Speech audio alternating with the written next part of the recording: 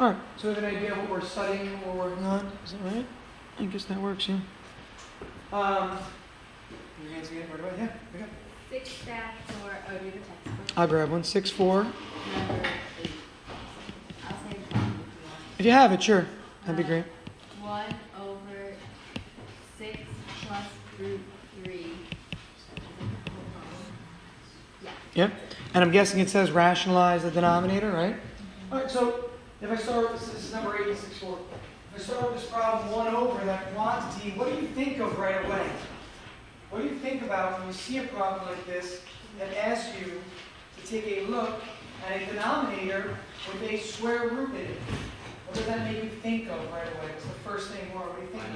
Binomial conjugate. Yeah, you think of binomial conjugates. That's what I would think about as well. I would definitely think about binomial conjugates here. And then I'd recognize that if I multiply by the binomial conjugate over itself, I'll get an answer in the denominator that is a rational number. So for this problem, I would multiply by 6 minus root 3 over 6 minus root 3. Okay, remembering that really these are in parentheses if we forget. The numerator is pretty easy because it's a 1, right? But if the numerator weren't a 1, we want to remember that this is in parentheses because if this were another binomial, we'd have to FOIL out the numerator, right? And inherently, that's what we're doing in the denominator. We're foiling out the denominator here, but we picked up on now by this point in time that whenever you multiply conjugates, what always happens in the middle terms? When you FOIL it out, the middle terms they always cancel. So it only matters to multiply the first terms and the last terms. Okay, but again, we can think of it like this. We can think of it with a set of double parentheses there. So the denominator becomes 36 plus 6 root 3 minus 6 root 3. Those cancel. And then minus root 9. And the numerator was just 6 minus root 3. So 36 minus 3 is 33. All right, that's what that becomes right there. And then can I go further? Can I go further? Should I go further? Would I go further? And I'll talk about something else in a minute. Remind me about this. What do you think? I split 33 into 11 times 3 and then 6 into 3 times 2 and then cancel out the 3's. Yeah, so the 3's here can reduce, right? But does this reduce with this? Good. So let's make sure we're clear on that, all right? The 3's here reduce, but this has to remain as root 3 over 33. So if you're going to split up the fraction, which is what Isabella is talking about right now, you can do that. Okay, and again, this is not an answer that has an imaginary answer. So we're not as concerned about that here. We don't have to have our answer in a plus bi form. But if we wanted to, we could think of this as 6 over 33 minus root 3 over 33. And then as Isabella said, divide these or simplify these both by a factor of 3 coming out. This becomes 2 over 11. Okay, 2 over 11. Is that clear? Is that good? Okay. Any other questions on this example? On this topic, this type of topic, where you have a denominator with a binomial conjugate. We've seen them complex conjugates as well, but this is a binomial conjugate in the denominator multiplied by the other. Yeah. We don't have to simplify. We can leave it as 6 minus 2. Yeah, absolutely. And let's discuss that real quick. So I was working with a student the other night. So I tutor outside of school, good amount. So I was working with a student who's actually in a similar course to this, like an Algebra 2 type course. And his teacher was going on about simplification and such. So he was really upset because, and let me show you this. So his answer, and give me your take on this, because I'll tell you what I think in a minute. But give me your opinion. His answer to the problem he was showing me was this. This is something I thought about you guys with. His answer was 2x squared plus 8x minus 16. And because he was on the topic of factoring, he thought it's possible that this might, and it was over something else, I think. It's possible that this can simplify. So he said, let me just take out a 2. X squared plus 4x minus 8. Unfortunately, this doesn't factor any further, right? Nothing multiplies to negative 8 and adds up to 4. I could try 4 and 2 or 1 and 8, and none of those give me 4. So this is not factorable. But he lost credit because his teacher said that this is the simplified form. It's not correct. It's absolutely not correct. Either way is simplified. It's a matter of what you're doing on the test or what you're doing with that problem. So if I'm thinking about a test, and you guys are working on your test next week, and you're working on stuff where you might cancel factors, it absolutely makes sense to take out the 2, even though it's not changing the answer at all, right? This is just factoring out a 2 because there's a possibility of these factoring, and then if this is all in a fraction, then those factors might cancel, right? And we can see that that reduces.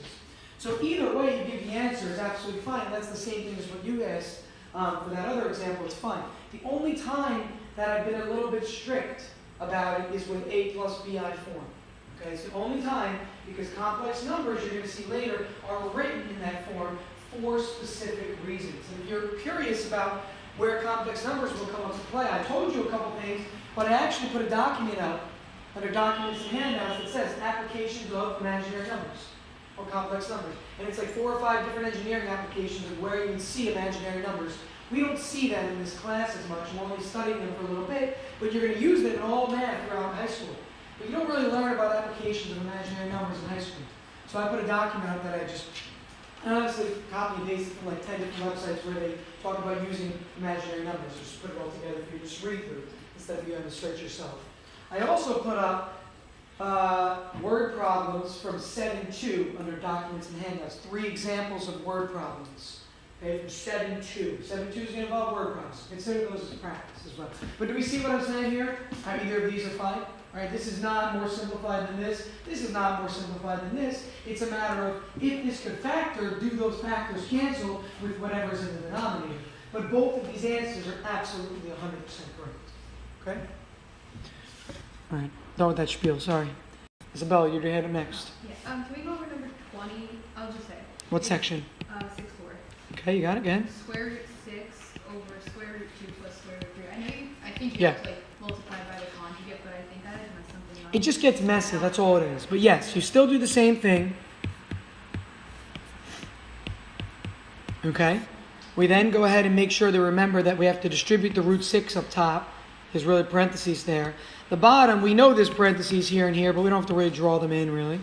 The numerator becomes root 12 minus root 18. Is that part good? Yeah? The denominator becomes root 4 minus root 9. If I continue to simplify this a little bit further down, I'll see that this becomes, let's see. So root 12 I would break into 4 and 3. Agreed? 12 is 4 by 3. So make this root 4 times root 3, which becomes 2 root 3. I'm kind of doing it quick now because we've seen this for 2 chapters now, or 2 tests worth. So this becomes 2 root 3. Root 18 becomes? Negative 3 root 2. Yeah, 3 root 2. Very good, and the negative carries over. And then the denominator simply becomes 2 minus 3. Right, this is 2 minus 3. So 2 minus 3 is negative 1. So I can leave the answer like this, but your textbook may have switched the numerator and applied the negative 1. Remember how we talked about that? When you multiply by something by negative 1 or divide by negative 1, it's just like you're switching the order of subtraction. We talked about how A minus B over B minus A is negative 1. So this is the answer, which is fine. But if you want to give an answer that's not in fraction form, and whenever you can, it does make sense to simplify, but it's not incorrect to leave it like this. But theoretically, I would think of this as negative 2 root 3 plus 3 root 2. Right? If I divide the negative 1 into both of those, and then I can rewrite this if I want to as 3 root 2 minus 2 root 3. So either of these 3 answered circle are correct. Doesn't matter. It's whatever you want to choose in this case. When does it actually matter? What type of a test would this matter? What type of a problem on the test would this matter for? Maybe like multiple choice. Multiple choice. Okay? So again, the concept of simplification being that these 3 are all the same. If it's a multiple choice question though, and you don't see this as an answer, I'm telling you now, you probably won't, right? You would probably see one of these 2 as an answer. You need to recognize that the negative 1 divides into both of these terms and flipping the sign, and then recognizing that this is a positive, just bring it in front, and it becomes a positive, and then minus the second term. Okay? Is that good? Thank you. Okay. Other questions? Sebastian, go. Number 35 is 6/4. 6-4, others are shaking their head yes, which makes me think it was tough. Do you have it written down, or you want me to look at it? I don't. I got it. 6-4, 35.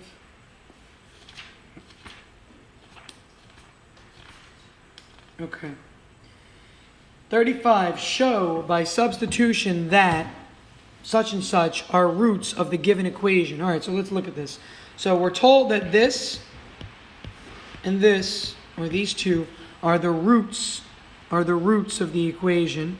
And we're told the equation is x squared minus 6x plus 4. So this one throws students for a little bit of a loop simply because we didn't do one like this in class, right? We did not approach a problem with this exact instruction. And the instruction says, show that 3 plus root 5 and 3 minus root 5 are solutions, or roots, solutions. Show that they are roots to this equation. Now, prior to this section, but prior to this week, the only way you could have done this is by literally just plugging in the values and checking. Now, what you obviously could have also done is done the quadratic formula on this to see that you get these, right? If you wanted to check. You could have done what other method besides quadratic formula? You could plug in the facts. You could plug those, but that's what the problem wants you to do. But what other method could you have done with this to solve to see that these are answers, is my question. Plug in the 3 radical 5 for x. We could do that, again, Oh, that's what the problem is asking. I'm asking, what's another way to get the answers from this equation without doing it? Completing the square. So you have quadratic formula, factoring, and completing the square. Now, yes, this problem says use substitution. So you absolutely need to use substitution to do it because it's directed that way. But I'm just showing you that we'll understand that I can solve this quadratic in 3 ways. Factoring, which won't work here, quadratic formula, or completing the square. And if I use quadratic formula or completing the square, the answers will absolutely be right here. But that's not what the problem says. It says show by substitution that these are roots. So what you do is literally substitute them in. It's as if you're checking an answer. When you get a solution, you check it in the problem. What do? You plug it back in the original. So go ahead and take this and plug it in here and here. And when you do that, it's going to look messy. I'll tell you now, because you're going to have to do the whole thing squared and then minus 6 times the whole thing plus a 4. What are you going to get as an answer after you substitute in and simplify down as far as possible? What should it say? What should the equation read? It should say 0 equals 0. And that's what a check is, right? When you check your answer, you're plugging back into the original equation to see that the original equation yields a true statement. In this case, since the right-hand side is 0, when I plug in, these have to simplify, these 3 pieces, to give me a 0. Okay, I'll quickly show one of them. I'm not going to show both, okay, just for the sake of time. So 3 plus root 5, quantity squared, minus 6 times the quantity 3 plus root 5, plus 4 equals 0. So I'm only doing one of the conjugate roots right now. You can do the other one on your own by switching both of these signs to negatives. And you're not going to see much of a difference in the check. You should have picked up on that when you did both. So the first one, if I FOIL that out, becomes 9 plus 3 root 5 plus 3 root 5 plus root 25 minus 18 minus 6 root 5 plus 4 equals 0. Okay, this is what I've got here. And again, just bear with me. If you didn't get this, make sure that you FOIL this. This is 3 plus root 5, 3 plus root 5. Do not do what? Common mistake of what? Squaring it. Yes, you cannot square each of these individually. We all understand that by now. They've said it like 30 times. You can't make those mistakes on the test. Because I'm telling you now, this is the kind of problem that will probably show up where you end up squaring a binomial that is irrational. You cannot just square the 3 and square the root 5, because then you only get these two, right? And you'd be missing the middle terms. The middle terms don't cancel out here. They only cancel out when we multiply binomial conjugates, and the middle terms then drop off. But these are not binomial conjugates. This is 3 plus root 5 times 3 plus root 5. They're not binomial conjugates. So as a result, let's take a look and see what we get. We're going to have 9 plus 6 root 5 plus 5 minus 18 minus 6 root 5 plus 14 equals 0. Cancel wherever possible. This cancels with this. Those are gone right away. And then it's just a matter of balancing. 9 and 5 gives me 14. I made a mistake somewhere. Where's the mistake? I think it'd be 4, 14. Thank you. That's a 4. And you keep carried down, right? That should be a 4 right there. Sorry, see? And that's the stuff that you have to think about for carelessness. Even like you write that, I just wrote down 14 instead of 4. But I recognize that this has to be 0, right? So I knew that that answer couldn't have been right. So anyway, we have the 4 here, the 5 and the 9, giving the 18. 18 and a negative 18 yields 0. So the last line you write is 0 equals 0. That's your check to show that this 3 plus root 5 is a root of this equation. 3 minus root 5 will be the same process. I'm not doing it again. Okay? Is that clear what you would do for the second part?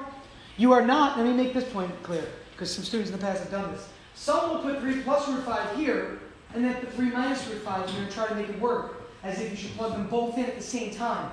You never do that with your answers. If you get 5 answers, you need to test them each individually. Plug the first answer in here and here. Plug the second solution here and here. Plug the third solution here and here. You have to do them separately. You're not going to take one solution here and one solution here and hope that it works. Okay, the solutions are independent of one another. They have to work separately, not together. Okay?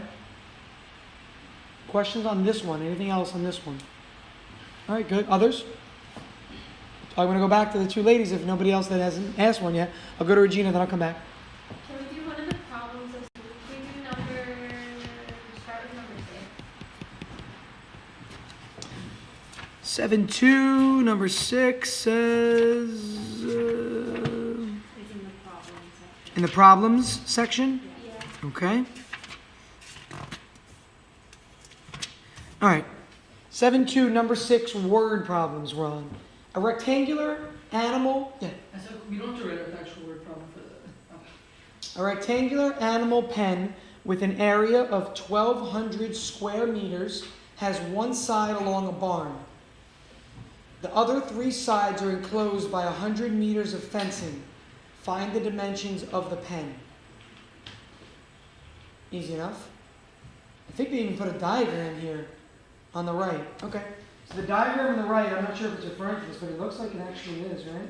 Yeah. Yeah, that is the diagram for this. So you could have used that diagram. I'm going to start with the diagram always. So if it says that it's enclosed along one side on the barn, right? Has one side along a barn. Just draw yourself a barn here.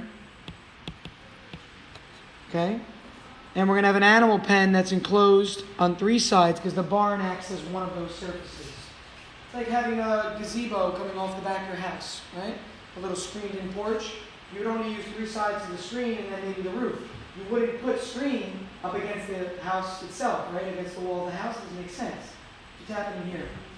So if I call this X and call this X, I'll call this Y for now.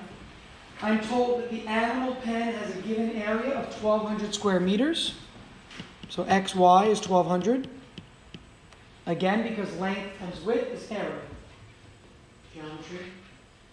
By the way, if it's a geometry question, I know you guys take geometry next year at the school. It's done the other way, right? So other schools sometimes they do geometry and algebra too. So if it's a geometry type question, you could expect rectangles, squares, triangles for the most part, but I'm probably not even going to push Pythagorean theorem yet, even though I know most of you know it anyway. Okay? But you're not going to get shapes beyond the complexity of this. The other 3 sides are enclosed by 100 meters of fencing. What do I write for that? 100 meters of fencing. Maura, what do I write for it? 2x plus y equals 100. Yeah. And if we're having trouble understanding this, okay? We're having trouble understanding this. I've never shown physically what this is like to think of, but I'll show you. Imagine this. So this is just a spool of rope. A spool, in this case, it's a fishing line. Imagine this is a spool of fencing. So I happened to, when I was a kid, help construct. We had batting cages at our high school because we had an outdoor field. So we built batting cages outside the school. Me and my dad and a lot of other people helped to build them. And the way fence actually works, I don't know if you've ever seen fence, chain link fence comes in spools. It literally looks like this. It's all wound together. And what you do is you literally start at one end and you just unwind the fence. And you literally unwind it until the length you need. So when we think about a problem like this, it's as if I can unwind the fence until I get 100 meters. And now imagine there's no more fencing here. The rope is gone. That's all I have left in the spool. So that's 100 meters. I need to take, hold this like that. I need to take this 100 meters, and I need to, hold that, and I need to create, just pull stay on it. So pull that one straight down so I can make a rectangle. I need to create a rectangle like that. Does that make sense what we're doing here? So this is physically 100 meters of fencing. It's a linear measurement because it's measured by a line. This is some part, this makes it 20, 60, and another 20. But together, this makes up 100 meters, and the bottom part doesn't matter because we have the barn, or invert, yeah, thank you, the barn on the top. So that's physically the shape of what we're doing. And we did a couple of these this year, but I feel like because this question has been asked more and more, we should physically see what it is.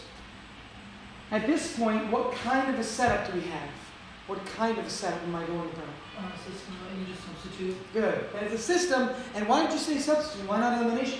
It just uses to substitute, you subtract the 2x. Good, but give me another reason, Alex. Why can't I use elimination? I cannot. Oh, well, the xy is one Yes, xy is one term. Remember, elimination works when we have two linear equations. This is a linear equation. This is not. This is called a non-linear equation. It's actually the term, non-linear. There are two things multiplied. X squared is non-linear. X cubed is non-linear. Anything above simply x plus y with coefficients or x plus y plus z are considered non-linear. Anything with a degree of 2. Remember, this polynomial has a degree of 2. Each of these individually have a degree of 1, but this overall polynomial degree is a degree of 2 here. So anything with a higher than 1 degree cannot use elimination. So I agree, let's use substitution. There is one way to do this that's better than another. Can somebody suggest the best way to approach this problem? Because again, there are multiple ways to do it, but there's one that's a lot easier than the other methods, is what I'm saying. I don't know if it's the best way, but I did 100 minus 2x. The quantity of 100 minus 2x times x equals 12. Yeah, so what did you isolate? You isolated y. I agree. How come that is the best method here? Why would I not isolate x here, or why would I not isolate x or y up here? Because then, let's say you take the y, I'll sound like a box. Yeah.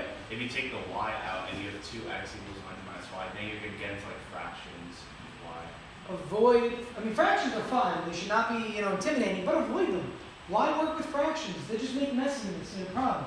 So I could do this as 100 minus y over 2, and then I have to plug in the quantity 100 minus y over 2 in for x, then get rid of the 2 by multiplying by 2, which just makes that 2400. So it will still work, yet it's not the optimal route, right? When it comes to your tests, we talk about this a lot, I push you guys a lot to be good test takers, because you know what, you're going to take AP Calculus. You're going to be doing well, hopefully, on your SAT exams. These are all time-based tests. You take the optimal route, you get more of it done, right? Take the optimal route. And some people in this class even have struggled finishing their test in the beginning of the year, but most of you have really improved a lot to the point where you're easily finishing your tests now and having like 5-10 minutes to check it.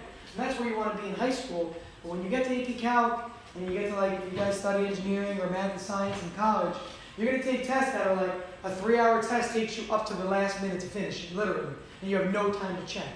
So I was an AP Calc person, and I was very good at AP Calc, not to toot my horn, but I really was. And I would barely finish those on time. I would definitely finish them, but I really didn't have much time to go back and check. So just get used to the idea of not having the time to check it over.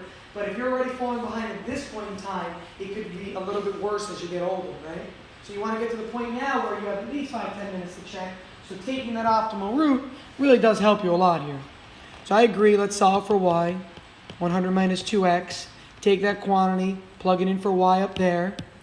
That'll yield an equation that says x times 100 minus 2x, and that all equals 1200. And at this point, it's just a lot of algebra. Okay, distribute the x. Move the 1200 over. I should kind of put it in order, I guess, right? So everything's in the normal order. What can I divide by? No hand needed. What can I divide by? 2. Or negative 2. That works better. I like that.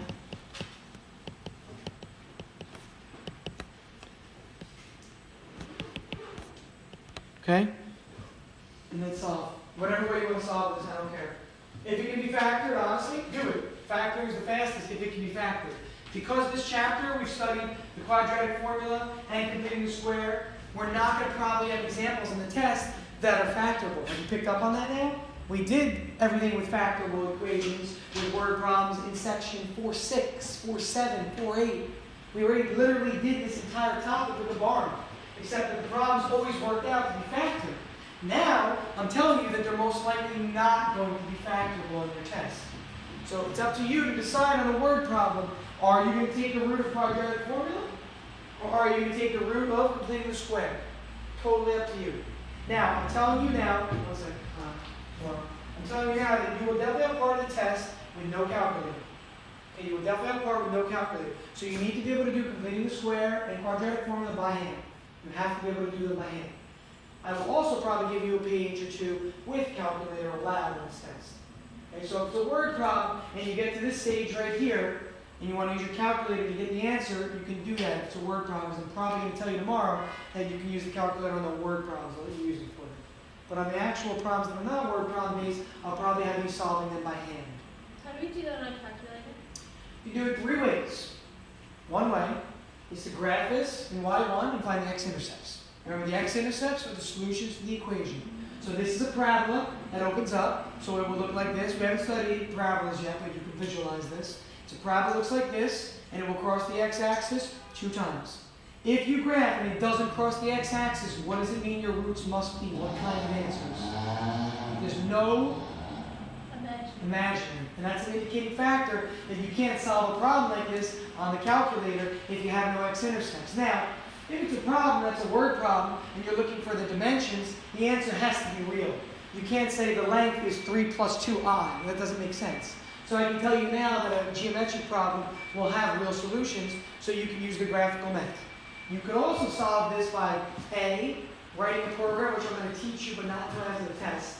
So it's probably not beneficial unless you want to honestly do it on your own this weekend. You can. It's not that hard to do. You can literally Google or YouTube how to write a quadratic program in a calculator, and there are tons of step-by-step videos on how to do it. And what it'll do in the end is it'll say you run the program, it'll say what's A, you type in 1. It'll say what's B, negative 50. It'll say what's C, 600. You hit enter, and it'll give you both roots. It just pretty much does the calculated form of the quadratic formula for you. The third option to solve a problem like this, it's not useful here, it would be more useful up here. You could put this in y1, put this in y2, and find out where they intersect. And remember, the x coordinate of the intersection is what matters, not the y coordinate. So the 3 ways to do it are literally going back to the original equation you have, not multiplying it out, not moving the 1200, put this in y1, put this in y2, find the intersection. There'll be 2 intersections. Or graph this equation and find the x-intercepts, there will be 2 x-intercepts. Or use a program of some sort. I will teach you the program, I promise, but I'm going to wait until after this test because I don't want you to be fixated on a program right now. Okay, once you learn about this more, once we get into the next topic, which is called the discriminant, I want to then talk about programming and a little bit of computer science in there. Okay, good question, Regina. Doesn't matter, either one. 6-5, number 16. You have it or you want me to look it up? I have it, but I don't know if it's in the You got it? 5 plus the square root of a plus 7 equals a. 8 plus 7 is all in the square root? And that equals a? Okay. So this is clearly the topic we're looking at where we're solving equations containing radicals. There's one thing to remember for this. One thing. You always need to do what to start? Always need to? Make sure that, when you first subtract the 5. Yes, but what is that doing inherently then? That is the step, but what are you doing by moving the 5 over? Isolate the radical. Isolate the radical. Besides that, the rest of it becomes a lot of bookkeeping. If I want to get rid of a radical that's been isolated, what do I do to get rid of the radical? Square it. What if it was a cube root? You cube it. If it was a 4th root, you raise it to the 4th power. Whatever root you have, whatever index is here, is the power you raise it to on both sides. So in this problem, I raise both sides to the 2nd power, because the index is really a 2 on a square root. The left-hand side simply becomes a plus 7. The right-hand side I have to remember to FOIL. A squared minus 5a is minus 10a, and then plus 25. And then we solve this like a quadratic. Move the a and the 7 over.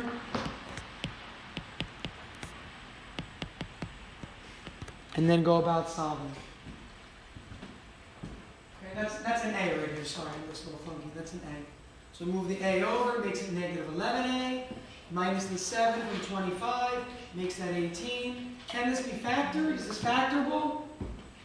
Is this one factorable? I don't really know. Let's see. It looks like it might be, actually. What do you think it factors into? It's a minus 9 times a minus 2. Very good. So a is either 9 or 2.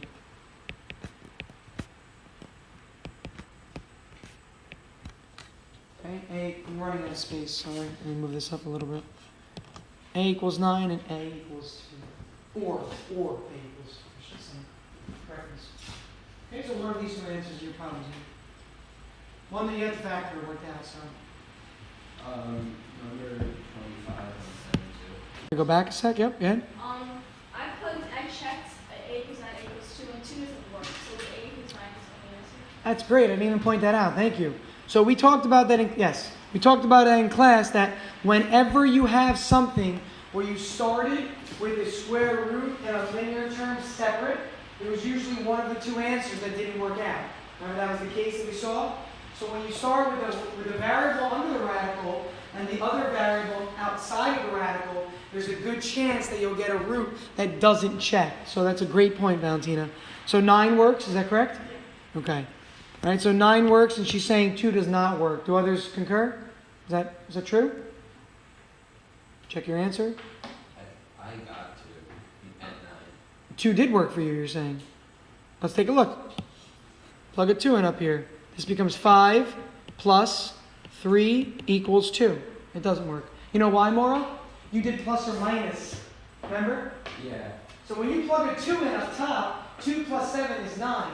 The square root of 9 has to be 3. You don't do the plus or minus in this part because you're not solving an equation right now. You're checking numbers, right? Okay. So Maura, whatever sign is here has to remain. So it has to be a plus. Even though root 9 is plus or minus 3, he was tempted to make this a negative 3 and said 5 minus 3 is 2. But when you check, you're always checking and using the principal square root, the positive square root, unless it said 5 minus in the original question. Okay, if the original question said 5 minus, then you would. But yeah, when you check with a 2, it's not going to work. Okay, it's not going to work. A 9 does work. A 9 becomes 5 plus root 16. And root 16 is 4. 5 plus 4 is 9. That will definitely work. Yeah. Problem number 7-2, number 25. Okay. Is this in the written exercises, Maura? Yeah. So number 25 says the following. It says, here we go. Solve each equation by factoring and then by using the quadratic formula. Is this the one? Talk to me, Maura. What was the concern? Oh, no, they're completing the square.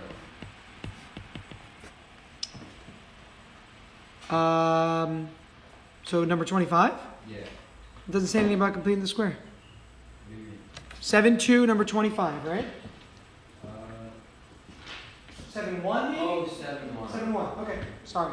7, alright, I see it. Yeah? Or no? Oh, Want to just read me the problem? No, it's You sure? I did the wrong one in this. Okay. Alright, no big deal.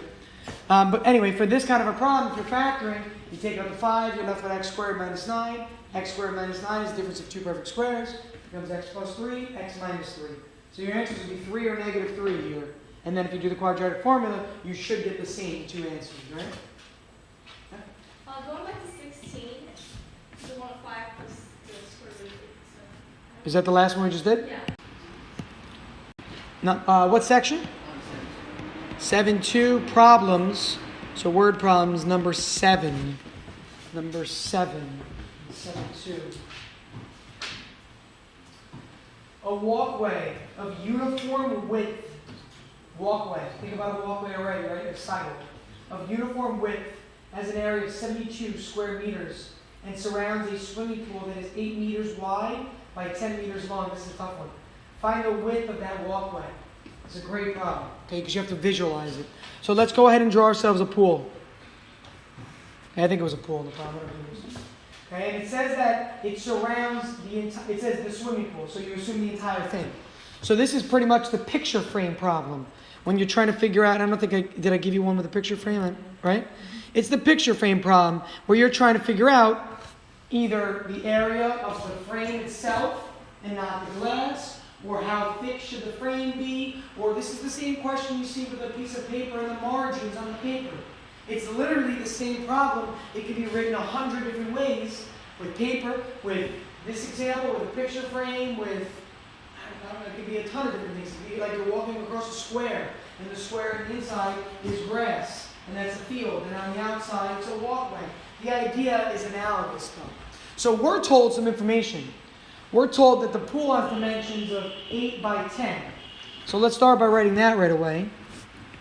So we know that the area in here is going to be 80. I don't know if I need that, but I'm just going to write it because I can see it. We're also told that the walkway has an area, this is something that's kind of weird, I'll figure that part out, of 72 square meters.